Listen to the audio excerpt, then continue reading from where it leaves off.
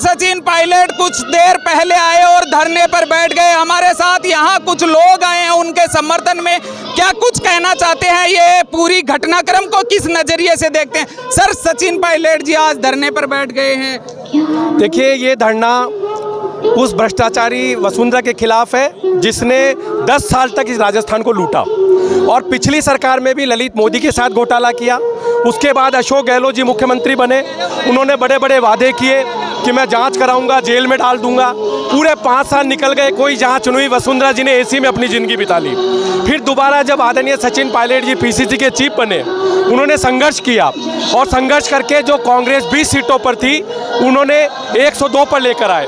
और उस संघर्ष में भी हमने ये वादा किया था कि वसुंधरा ने जो घोटाले किए हैं उनकी जांच होगी, क्योंकि वो जनता की कमाई है और जनता की कमाई और राजस्थान के रेवेन्यू में जमा होगी। आप भ्रष्टाचार की बात करते हो, भाजपा सरकार के समय एनडीए आया था, उस समय भी भ्रष्टाचार के बड़े बड़े दावे किए गए थे, न काला धन आया न भ्रष्टाचार दूर हुआ। इसको किस नजरिए से देखते हो? देखिए, काला धन और भ्रष्टाचार उन्होंने नारे लगाए थे, लेकिन वो खुद ही अडानी और अंबानी के साथ भ्रष्टाचार करने लग गए, तो उनकी तो मिली भगत थी।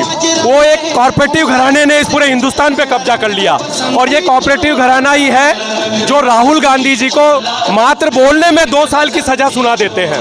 और पूरी कांग्रेस के पीछे भारतीय जनता पार्टी के अमित शाह, नरेंद्र मोदी ने पूरी कांग्रेस के पीछे ईडी और सीबीआई छोड़ दी। तो जब वो छोड़ रहे हैं तो हम भी अशोक गहलोत जी से कह रहे हैं कि कम से कम इस महारानी को तो अंदर कर लो, नहले पे दहला तो दो। लेकिन कहीं ना कहीं हमें शक होता है कि कोई गठबंधन है, कि गठबंधन के कारण ही पूरी सरकार निकल गई। माथुर जांच आयोग बनाया, माथुर जांच आयोग ने एक दिन मीटिंग नहीं की, तो ऐसा जांच किस मतलब की? लेकिन आपको नहीं लगता आलाकमान इस पूरे प्रकरण पर फैसला भी तो नहीं ले पा रहा? देखिए, आला कमान ने सचिन पायलट जी को 25 सितंबर को मुख्यमंत्री बना दिया था, लेकिन यही अशोक गहलोत जी जो आज अनुशासन का पाठ पढ़ाते हैं, जो आज एमएलए पाठ पढ़ाते हैं, इनके 3 मंत्रियों ने अनुशासनहीनता की।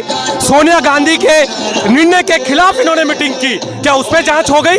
आज रंधावा जी ने बयान दिया ये पार्टी से अलग गतिविधि है। तो रंधावा जी, आप तो अभी आए हो, माखन जी से पूछिए जो पूरे प्रकरण में थे, तो कम से कम रिपोर्टें तो लीजिए और उनसे बात कीजिए। और सचिन पायलट जी ने जनता की आवाज़ उठा रहे हैं और ये 7 करोड़ आवाम की आवाज़ है और आवाम इनके साथ है और आवाम ही सत्ता देती है, आवाम ही सत्ता छीनती है। देख सकते हो इनमें कितना गुस्सा है अपने सचिन पायलट के लिए, क्योंकि सचिन पायलट जिस तरीके से इनके रग रग में बसे हैं उससे लगता यही है कि आने वाले चुनावों में कांग्रेस का पट्टा धार होने वाला है। सचिन पायलट के समर्थन में हमारे साथ एक ताऊ जी है, उनसे बातचीत करने की कोशिश करते। ताऊ जी, आज सचिन पायलट धरने पर बैठ गए हैं, क्या कुछ कहेंगे? ये भ्रष्टाचार कर रहा है गहलोत जी, वसुंधरा दोनों मिले हुए हैं। जब अगर मान लीजिए 25 तारीख को सितंबर को आला कमान आए, गहलोत जी के इनके मंत्री दूर जाकर के इस्तीफा दे दिया, क्या किया आला कमान ने? आज तक कोई अनुशासन किया? फिर आला कमान कुछ कर नहीं रहा तो पार्टी नहीं बना लेनी चाहिए सचिन पायलट को, ये नहीं लगता आपको?